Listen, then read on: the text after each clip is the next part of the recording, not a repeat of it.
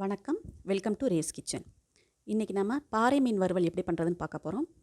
முதல்ல அதுக்கு தேவையான பொருட்களை பார்த்துடலாம்.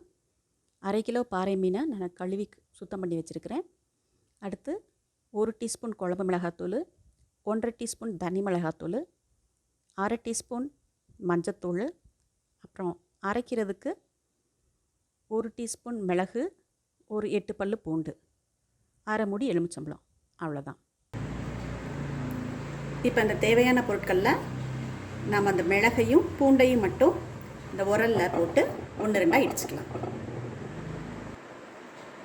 இப்போ இந்த மீனில் இந்த தேவையான பொடிகள் எல்லாம் போட்டு கலந்து வைக்க போகிறோம். ஃபஸ்ட்டு நான் மஞ்சத்தூள் ஆட் பண்ணுறேன், மிளகாத்தூள்,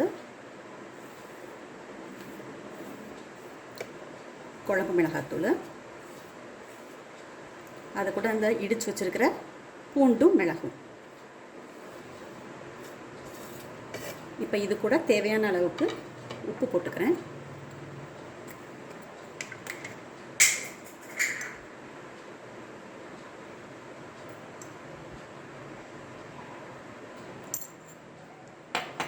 இப்போ இதில் இந்த எடுத்து வச்சுருக்கிற 1/2 மூடி லெமனை புழிஞ்சு விட்டுறேன். எடுத்து வச்சுருக்கிற 1/2 மூடி லெமனை அதில் அப்படியே புழிஞ்சு விட்டுறேன். அவ்வளோதான். நல்லா இதை பரட்டி விட்டுறணும். நீங்கள் இதில் வேணும்னா கார்ன்ஃப்ளவர் கூட சேர்த்துக்கலாம், இல்லைன்னா அப்படியே பிரிக்கலாம், நல்லாயிருக்கும்.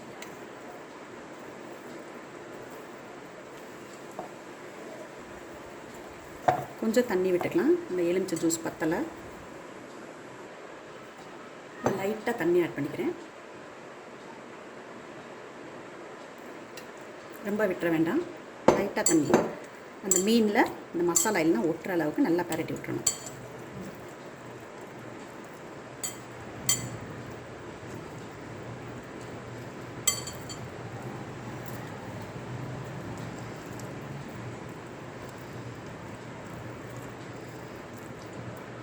ஒரு பீஸாக எடுத்து ஃபுல்லாக அந்த மசாலாவை தடவி விட்டுருங்க, இல்லைன்னா அங்கேயும் ஒன்று ஒன்றா ஊட்டியிருக்கும். இப்போ நான் அந்த மசாலா ஃபுல்லாக அந்த மீனில் கோட் ஆகிற மாதிரி நல்லா பரட்டி விட்டுட்டேன்.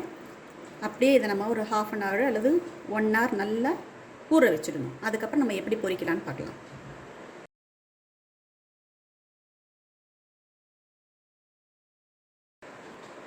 இப்போ 1/2 மணி நேரம் ஆயிடுச்சு, மீன் நல்லா ஊறிடுச்சு. நம்ம இதை பொரிச்சு எடுத்துக்கலாம்.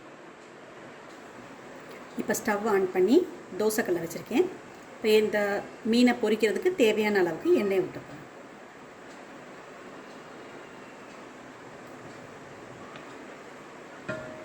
நீங்கள் டீப் ஃப்ரை பண்ணுறதுனா ஒரு சின்ன கடாயில் ஃபுல்லாக எண்ணெய் விட்டு டீப் ஃப்ரையும் பண்ணலாம்.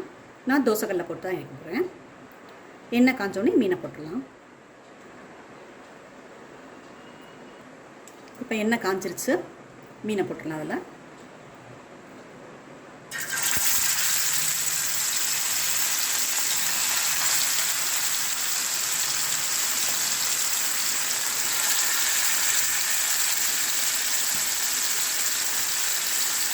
ஒரு பக்கம் நல்லா வெந்ததுக்கப்புறம் நம்ம 2வது பக்கம் திருப்பி போட்டுக்கலாம்.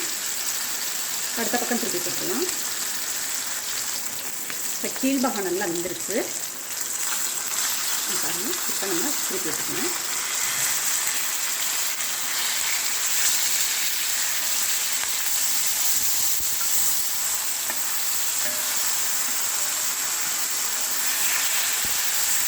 இன்னும் 2 நிமிஷம் இந்த போதாகும்.